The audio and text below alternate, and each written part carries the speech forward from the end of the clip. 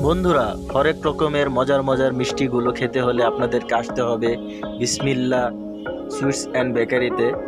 এটা হচ্ছে উত্তরাতে অবস্থিত। তো আপনারা এখানে আসলে অনেক ধরনের মিষ্টি পেয়ে যাবেন।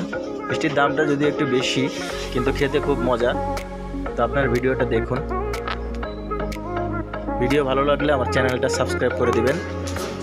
চ্যানেলটা সাবস্ক্রাইব করলে নতুন নতুন ভিডিও পেয়ে যাবেন বন্ধুরা।